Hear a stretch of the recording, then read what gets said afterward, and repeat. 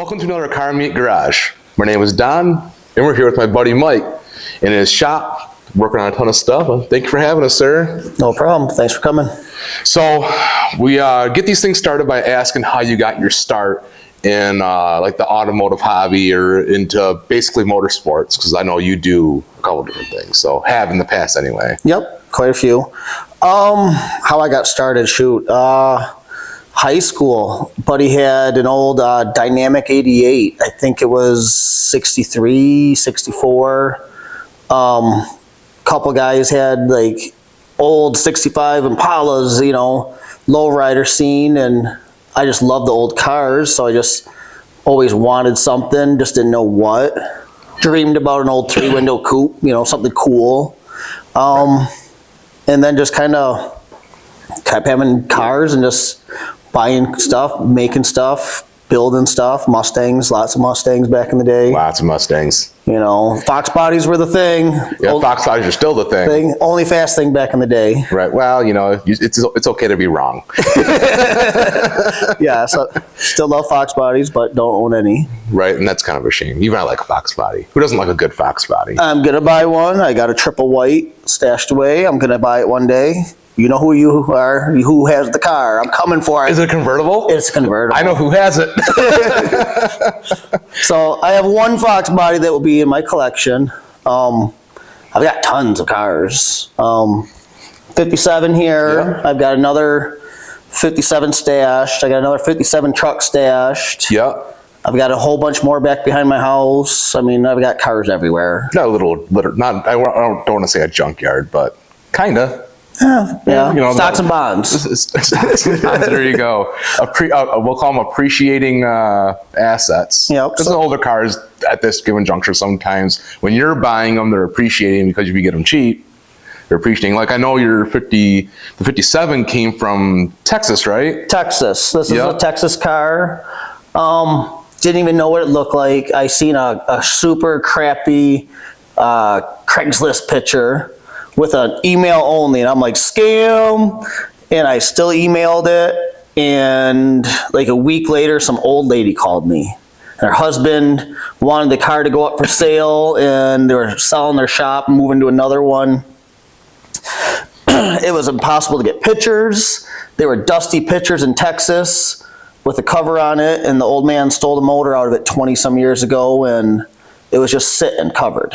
So I ended up going down there for a trip and towed that home and stashed it. I remember that phone call because you're like, "Hey Donnie, I'm coming home with a car. Could I put it in your shop?" I'm like, "Yeah, I guess. I'm tied up with one of my cajillionth back surgeries." And yeah.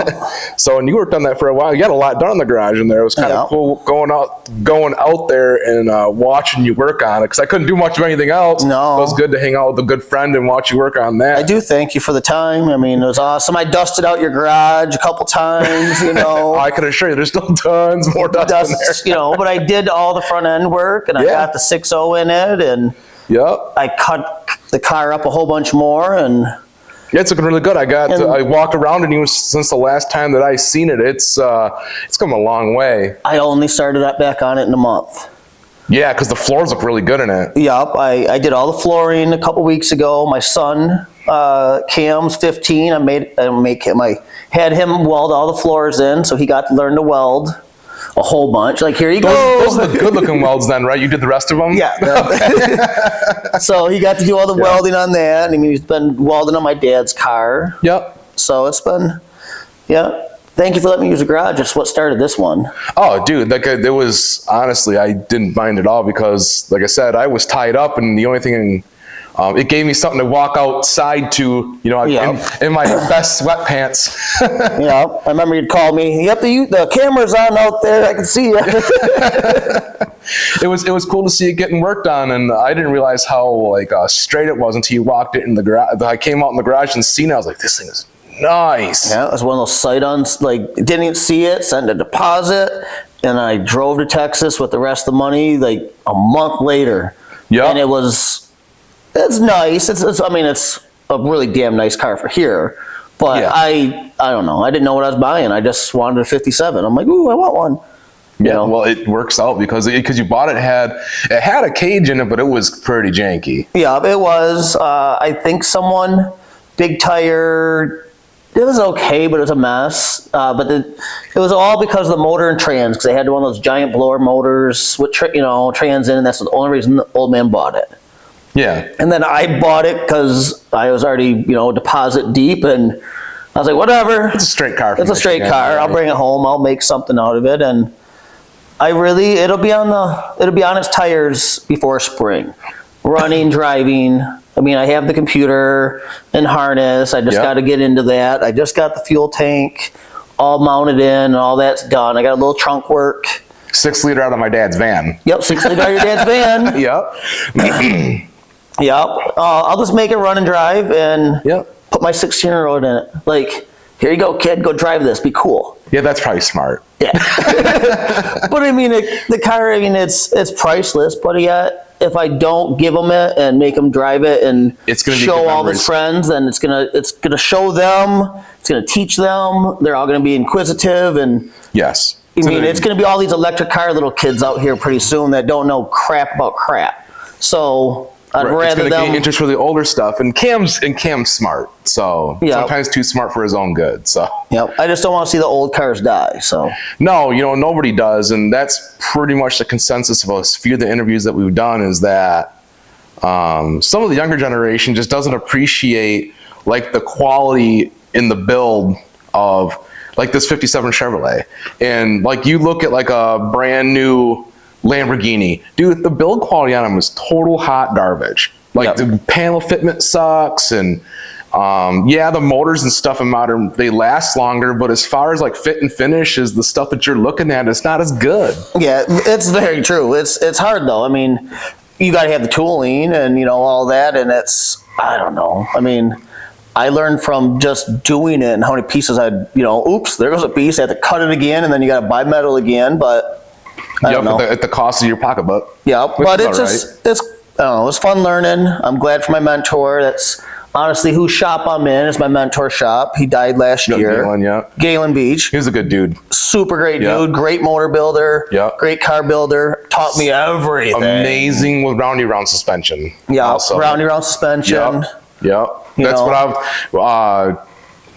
That's what I always heard about Galen, is his notoriety was like tuning suspension on roundy round cars and putting together roundy round cars. And that was, if you wanted a good roundy round car, that's who you went to put it together for you or help you out with. It was Galen. And very, very much back in the day. So, I had I learned back in a kid how to kind of do, swap parts and do intakes and do all that stuff. But I never, after that, I'm just a part swapper. I could only buy the parts out of the catalogs. And then, I got into my 20s and I finally started learning how to like weld brackets and make brackets. And now I can make my own floor pans and make, start to really cut your frames out and modify and, back half and roll cages and, the crap, it's unreal. Yep, and I know, and with your 33 that you had, because you also have a 33 Chevrolet. Yep. So normally I go, do you have any other cars? But I know. Sorry to cut you off. My 33s, that's my daily. Like that is,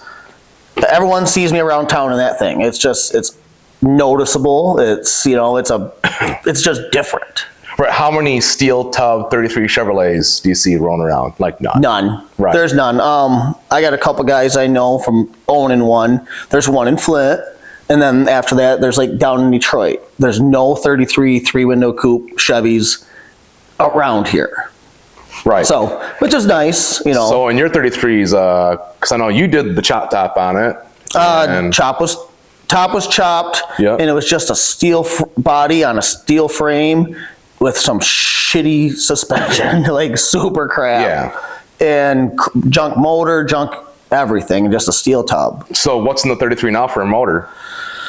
400 stroker or D-stroked, which 377, and then I punched it and did a whole crap ton of work. A little 500 plus horse small block. It's fun. It's fun. A lot of fun. With a giant set of tires on it. Yep. Yeah. Biggest tires around for stuff like that. I had to beat Dave Doran.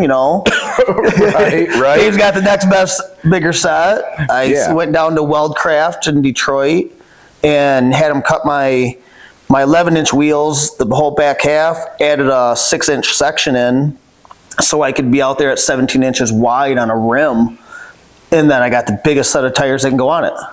Right, because if I remember the story correctly, didn't they call and tell you to come down there and get these wheels before they turn up stolen because people were eyeballing them? They were so wide, and it kept stopping their showroom, and then they said it was just too much of an issue. They always had to talk about them and give all the details about them, and they were Lexanis, and they had they had my caps, they had to true them and balance them, and they're beautiful. Now they're a little old, but right, because those ones were originally on a 5th gen Camaro, right? they were. Yeah. Yeah. The things I remember. So I can't remember my wife's you were birthday, but I can remember that. You probably remember, But that one was built in the other side of the shop. I mean, I learned how to use the wheel plates, and that car was just hand built again, That's where I learned how to really bend metal and, make the pieces and do the crap, I guess, Right, because there's a lot of little details in there. Like I know, like your front, it's not the spindles, but the front arm shock tower shock holder, has it says 33 Chev on it, right? Yep. Yeah, it's the little subtle touches that I really like about that. Comes car. up missing, I'll always know which car is mine. That's correct, because it's the only set like that. Only set like that. Yep. It's an unmistakable car. I mean, you can't mix that one up because it moves with it. I know you're notorious for doing some donuts and stuff in it. Oh yeah, it's definitely a donut machine. I was super happy for the burnout contest. I should have won it, but whatever. I didn't get it. Second place is good. But that was. I do that with my big tires. I just hate wasting them. Yeah, in all fairness, in the burnout contest, it's hard to beat a purpose-built burnout car. That is true. The car that beats you, it's purpose-built. That is very true. And, mine's my daily driver. Your daily driver. When the lights came on and told me to shut down and she was a little too hot, I was like, damn it. And I had to drive it home. Swap tires back out. I didn't even bring tires like everyone else in the trailer. I was like, no. Come down, I laid this nice set of patches in front of Kyle's house on the way. Yep. Lyle was behind me, and he's like, hit it, see what it does. And it just smolders them at 50. And I'm like, whoo, I like small tires. This is different, but... The car weighs nothing inside. Do you know even how much it weighs? 2,200 loaded. Ooh, so nothing. With gas, with me, 22 loaded. Yeah, so it moves, because you've had it to the track before with the old motor. I did. With that motor, crap suspension, it was 11.3 car. Now I did all the suspension, and I'm running a 513. So, it shits and gets with a 2-speed. This thing is just, don't let me grab first, and this it just launches now. Oh, because that's right, you did end up putting a glide in it, didn't you? I did put a 2-speed in it. Because I know you had a sort of 700 or 700 R4. 700 R4. I love my 4-speed. I'm going back. Yep. But it's been a great 2-speed car running around town, but can't leave town now. No, not with that gear. Frankenbooth was a long run. Right, eating a lot of RPM. My son drove all the way there and all the way back, and every time he got on, I could feel the car scoot, and the tires are ready to start blowing off, and I'm like, get out of the carburetor, get back in the 2 barrels. And he's like, it's hard. And I'm like, yes, you just got to keep it. Oh, just let him eat. It's how he learns. No, I didn't know how much gas I was going to run there and back, and I just, whatever. Right, it's only fuel. Yeah, it's just miles per gallon. Yes. So, beside the 33, you got any other toys in the back burner that you're planning on working on? I got a 57 pickup, big window, comes all the way around. Another Texas, bought that dad. That frame is all done. That's all notched and everything. I bought a retired NASCAR. It's actually got all the engravings on every single part of the brakes. Oh, I remember. I bought a total retired NASCAR, no motor, no trans. Right. And I scavenged all the parts. Right. Rear end, everything. Because it was the guy you went down to buy your dad's... The Datsun from, and he had that car sitting there, and you're like, oh, is this worth anything? And I'm like, yeah, dude. Yep. It's got, I think 13-inch Brembos. Yeah. With the big 6-piston calipers all the way around. Like it's super cool. Suspension's all done. I got to do a little bit of upper control arm location because I got the truck to sit on frame. It's bagged out. Because didn't we look it up and it was an ARCA car, which is still a NASCAR league, but it's ARCA was the series that it actually raced in. It was a bigger name, a guy who it was a big name, raced it. Raced at Arlington, raced at Charlevoix, raced at like a whole bunch of crazy places, and I ended up with it. Whatever, cool. It was the best dang luck, man. Like, I think I paid $1,500 for it. Yeah. Like, the brakes were worth more than that. And then I had, the rear end, and it actually had the third member in it. Like, who wouldn't have? Like, thank you. Right. But to get that one right to the bank. So that's built. That's ready for a 5.0, or, not a 5.0, but a 5.3 or whatever I want to put in it. Right. Motor mounts are in, trans mounts in, everything's there. I just got to mate the cab back and you start getting all that out of storage units. It's a cluster. It's another one of these, but it's just a little farther finished. Look, as your friend, I'm just saying, finish that, then worry about that one. I know exactly. You got them, this one's going to be this summer. Yeah, don't hate scroll that one because this car deserves to get back on the road. It's so nice. Yeah, this one's really fast. The other one, maybe in a year. I'd like to do that. The next car to come through. Dad's little freaking car's right there. That thing's got to get done. The Datsun, that's the next. Like, we're both pushing every day. We're here. Day shift, night shift, sometimes 9 in the morning. We'll leave at 6, 7, go home for dinner and come back at 8 o'clock and we'll be here till 11, 12. He'll leave at 12. I'll still have the midnight oil and kill it till 2 in the morning. Right, sometimes got to push to get them projects done. Yeah. So I got another 57 in the back burner, a hard top, no post. So that's my other one. I'll do that one day too. That'd be my kid's his retirement project. Right. You're getting Cam into a deep, deep hole of debt and depression. Yeah. But so if you had to give the 57 a 5-year plan, what would you say is in 5 years, where do you think that 57 is going to be? As far as motor, transmission, what are your goals? Are you going to take it on this track? What do you want it to run? It'll have a blower by the end of this summer coming up. I've already got a blower I'm looking into. I don't care. I'm just going to grenade this little old freaking van motor. I'm just going to put it on and make it. Good luck. 6.0, dude. I know. I'm just going to run it as long as I can and just get everything, try to get as many corks out of it, and then build one, on the backside. But I don't know. I want this to be kind of finished by the end of this year. And then I honestly don't want to touch it again. Make it a good enough push button start, and just drive it and do maintenance, and then just drive it and maintenance it. I don't want to mess with it. It's really close. I've got enough big things done. I'm even making a little cooler spot in the back trunk so I can put a cooler in there. And drive to the car show and have the cooler back there. Drive to the car show. I'm done with this one. As soon as spring hits, it's just like the 33. It's just going to be a driver. Dirty rims, dirty car. I don't care. I will drive it every day. And at least I'm driving it and I've got my passion. I'm not putting it on a trailer out of my garage, in my garage. Don't park by me. I don't give a shit. I'm using it. Right. So if you had to give the 33 a 5-year plan, so you changed that setup. You always say you're not going to, but you got to think deep and hard because you changed. I asked you years ago about, we plan on doing 33, and you're like, I'm going to leave it alone. And next thing you know, it's got a glide in it instead of 700, and it's got a different motor in it instead of because you had 33 is that's changing. I've already got plans. That's going to be, I don't know. I want a supercharged or a blower car for that. I want to pop that awesome motor that's in that out. You can go roots or centrifugal. What's that? You know, roots or centrifugal? Centrifugal. There you go. I don't know. I want to pop that good motor, put it to the side. It's awesome, but I don't know. I want something a little more. I want running boards on it. I really want to ZZ top it a little bit more, get the running boards. Go that 80s style. Yep. Do something like that. That stuff's coming back now, though, dude. We've had conversation. I've had conversation with people in the past doing these about even underbodies coming back.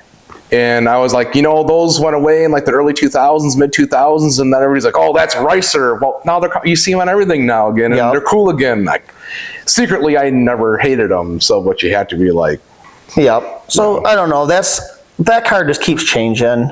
I got to find a good body guy that does old steel. I don't do it. It's not my thing. I want to wrap it.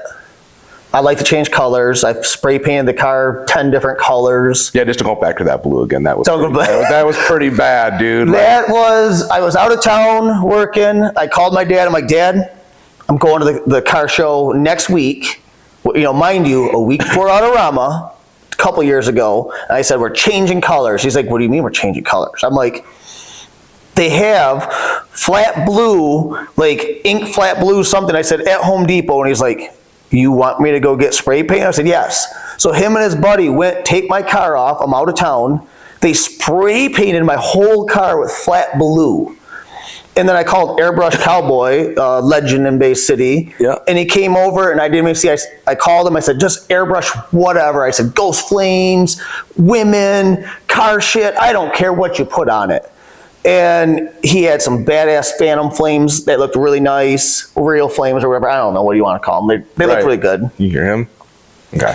And then he put a bunch of stuff on the trunk I didn't like, and then did a bunch of things that was okay, but we all finished it within, I don't know, a day of Autorama. Like, I got there and people are like, your car smells wet still. I'm like, it is. I know, because you were, I was at your house when it was black, and then you said, you got to come over and see it, it's blue. And I came over and seen it right before Airbrush Cowboy got there, and I was like, my wife's like, no. I was like, yeah, I kind of agree with you. I mean, that's my opinion. It's your car. I can't find a color I like, so I want to vinyl wrap it. And I like the flat black on that car. I know. I want a little nicer body or something. But you know something? For a little piddly town like we live in, there's some pretty good body guys in this area. I know. You got to pay the price too. That's the problem. I'm cheap. I got too many cars I'd rather finish instead of putting 10 grand into my paint job or body work, where I can put 5 in this and 5 in another, and I can have 2 cars on the road. It's time, because the 33 runs good. No, I'm just going to keep driving it. I sat out, I got a video with water running out of my door. I opened the door and water come oozing out. I forgot to put the cover on it over the summer about 5-6 times. I don't care. It's a driver. Like, it drives everywhere. You know, you just pump the gas twice. Turn the key and go, you know. Yep. I love it, you know, and that's what this will be. That's the next one will be. Right, and that's all that matters, is that you love it. Yep. I built a couple cars out of here for people, and I want to start putting one out a year for someone else, or trying to do a couple cars with people and, you know, make a couple bucks on the side, but also start putting my name on stuff, you know, that's out there. I don't know. Right, because your work is pretty good, so. It's okay. Right. I'm learning. There's still better out there, Yeah, but you don't get better by not doing. You have to keep doing. You got to keep doing, exactly, you know. Right. So you can only watch so many videos on how to do something, but sometimes you can watch 20 videos and you're like, yeah, I think I can do that. And you go do it and you're like, no, that sucks. Yeah, very much. So besides yourself, is there any other shops and stuff that have stepped in to kind of give you a hand? Places you've been that been helpful? Not yet. I outsource a lot. I get, a lot of my metal from Ackerman's. So I do, help. Very thankful for them. They're always getting pieces and parts. Big pieces I need bent on the brake. I can run over there really quick and, bend this real quick. Back door, Right. You throw them $5-10. Boom, thank you, Ackerman's. Normally I buy my steel from Elro, bring it here and, plasma it up, whatever I need. And then what I can't do in-house, that's, who I run to. So definitely, if you're building stuff and you can't do something, need something cut, run to Ackerman's. Those guys are, notorious for giving $20-30. They'll help you out. They'll make a piece faster than you can imagine doing it yourself. Helps. Jake over at the Dynos, I went and talked to him a couple times. on little stuff. I haven't got on the dyno. I haven't had to deal with computer issues yet. But I've already had 3-4 of my buddies over there, and he's been taking care of them. Jake does my stuff, so Jake's been helping me do my stuff, and he's also had on this dyno. But I'll be there soon. We got the Datsun back there. I mean, with the stacks on it, that's going to be we got the wiring kit for that. That's going to have some work done. This will have to have work done. Trying to think who else. Thank you to Larry that owns the shop. I couldn't do it without him. My mentor passed, and Larry inherited everything, and he owns all of it. I use it all. Pay the piper. My portion of helping out, and this is awesome. It's a good facility in here. It's a great facility. I mean, I could not be, doing the stuff I'm doing without him. Yeah. Thanks for answering your phone all the time. Every time I call, Donnie, what about this? I don't know about that. That probably won't work. I'm going to do it anyways, or, thanks. Right. So, what's your favorite car that you've owned? Because you've owned a bunch. What's the favorite one that you've ever owned? Because I know you've had a Trailblazer SS, you've had the 57, the 33, you've had all the Mustangs. What's the favorite one, your favorite car that you've owned? Oh, God. 33's got to be my favorite, but I used to have it was a super cool Dodge Colt back in the day. That started before my Mustangs. I had what was that, 92 Dodge Colt. That was before 16s and 17s were the biggest wheel. I had got a 19 big white 12 spoke. That was actually before Fast and Furious came out. Big stereo system, big back wall, hatchback car, Sherwin Vegas, US amps, big, that was probably one of my coolest first, getting into... Most nostalgic car. Yeah, nostalgic, kind of, cool car lot stuff, and then after that, it went to stuff that was fast. That car wasn't just sounding like, regular racer stuff. There's last ones out there, so I can't, but, that kind of, that's my, my favorite car. That thing was so cool. Right, there's a ton of memories in it. Ton of memories. It really, 16, 17, driving a racer before a racer was a cool, I was glad the second year I owned it. The third year, Fast and Furious came in, and everybody, holy crap, this is it. Yep. Then I was the coolest person around. For the first year, I was the stupidest person around with a big white brow on top and a lower brow, and because around here is all muscle cars and I got a lot of Chevrolets. Got laughed at so bad for that first year. You could hear me for blocks. So that was the coolest one. God, you just aged yourself, dude. Yeah, because you're like, man, I was driving at 16, 17, and before Fast and the Furious, Fast and the Furious came out in 2001, right? Yeah.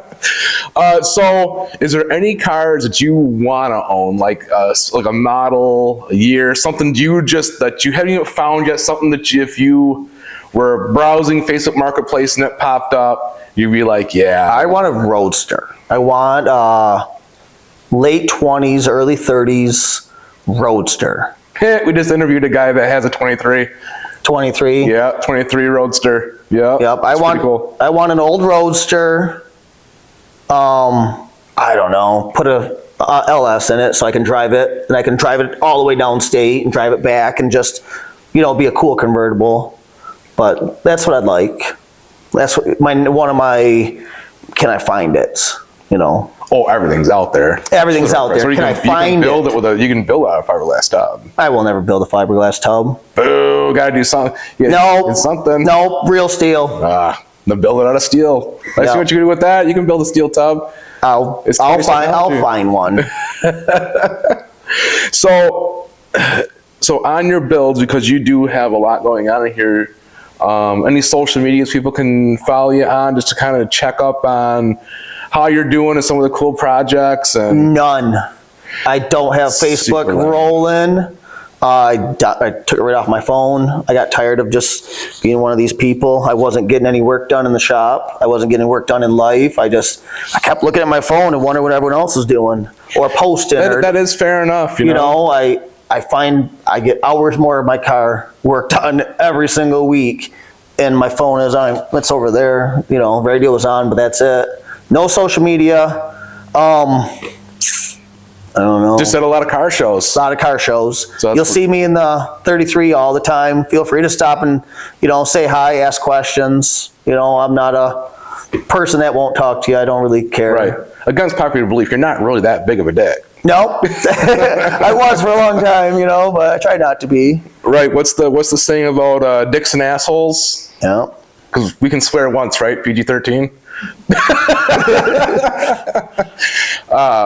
But yeah, dude, thanks for having us. I know we were fighting to get, because you were so busy working on this stuff, and Greg and I were both bugging you pretty hard about it. You're like, when I get closer to done, and I'm like, no, that's not what we're trying to do, because we want to come back in spring and see them when they're closer. I want to go for a ride in the 57, dude, when it's done. I didn't want the interior, not all the way in, like not interior, but the flooring. I mean, I don't know. I don't mind showing my projects, and you know, everybody's, you know, picky, and I just didn't want the floor's not in it. My 33's not here. That's jammed in someone else's garage.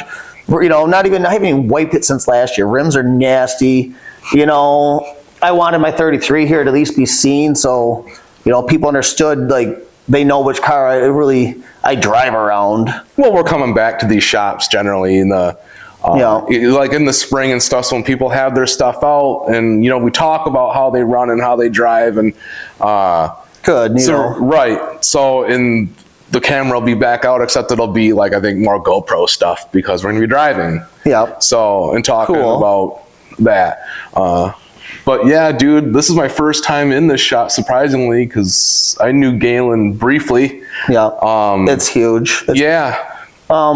Awesome. I mean, I got pipe benders, notchers, you know, a steel table for building frames, you know, everything's level, welding benches, I mean, everything I could ever ask for, you know. Right, and the floor is so perfect in here to go to the drains in case there's any water. We have tires behind our chairs to keep us from rolling, which is the nicest chairs I've had at an interview. So I was like, hey, try to have 2 chairs out so we can sell. These are the nicest. I want to take this thing home. These are not mine. These are actually Larry that owned.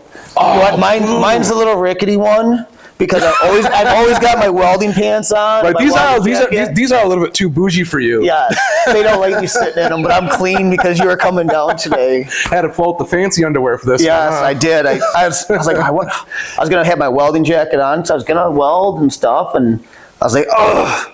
But I couldn't, because I wanted the place to be dusted out and, you know, a big cloud in here, other words than me. Oh, dude, you're good. Some of the shops we've been in, they're pretty dirty, but people are working on their stuff, and that's what we're kind of trying to capture. Yeah, and this is pretty much full work. Like, this is, well, sometimes more crap here and there on the floor, but no, this is about it. Definitely always willing to help, too. You know, anyone needs help on your stuff, you know, speak up. I can make some parts, you know. Same thing with Kyle. Kyle makes great stuff, but I can't afford it. You know, right. If you need some, you know, some average Joe, you know, parts, or you need some brackets built, something you can't do or you don't know how to do, you know, I'm out there. Someone can find Donnie. Someone can find me if, you know, you really need. I got the plasmas. I got the welders. You know, I got the notchers. I can make you, you know, about anything. I'm always, you know, trying to help out someone else that's needs something. I mean, yeah, because even I've called you when I had that hub stuck on there, and you brought over the rosebud tip on the oxyacetylene tank, and ping, and off it came. Yeah, it makes your job faster. You know, I definitely like helping. So we talk a lot about. I think almost every single episode I've mentioned karma, and it goes a long way, man. Holy crap! Oh yeah, I mean, I think I've taken your truck once too for something, didn't I? I know I've taken your car hauler a few times. Yeah, but I also borrowed your car hauler a lot to go to the track and stuff, and it's least, you know, and I just paying it back. Yeah, I don't know. I always pay it back or pay it forward, and you know, especially the car community. I mean, it's a tight community, you know. It is. I like doing the car shows around and, seeing all the old guys and the cars I'm going to collect, in another 20 years. Right, so we'll get it on camera. Are you going to be in the burnout contest? And because I think Greg was talking about doing 3 this year, maybe. We also talked briefly about doing, they do a burnout rivals in Florida. This isn't set in stone, where it's a point system. So like say, hypothetically, this is not set in stone. Do not quote me on this. But like they do say a once a month thing. You go, you do a burnout, you get points on it. At the end of the year, you win a big prize. I really wanted to do the last burnout contest. I think I'll be back for another one. The car's dialed in a little bit better. I was just messing with the rear end. I don't think I had the brakes figured out. I had stuff I couldn't make that last year one. It was a good one too, because we had. I didn't even make it to it. And that's, I had so much going. I did watch some videos. Yeah, because we had Rich Rules there in the Badillac, and we had side-by-side blog guys there, and Hell Force. Which is that something like 1,000 horsepower friggin' side by side. There was a lot of good burnouts there, man. And the new pad is awesome. Is it? That place, dude? It's so much bigger. It's just a better surface. Even I had my blue car out there whipping friggin' donuts and stuff for. Nice. We did a gender reveal, and Rachel was not happy. You're back. I was like, I know, but it was worth it. It hurt, but yeah, dude, thanks for having us in the shop, and I plan on coming back because now I know who's got a lift. Yeah, give me a heads up. But yeah, the S10 can always get pushed out or something. Right. We're always willing to help. That's what we do. It's what we try to do. So yeah, but all right, sir. Thanks for having us. We'll talk to you later. Yeah. Hey, guys, catch us on the next one.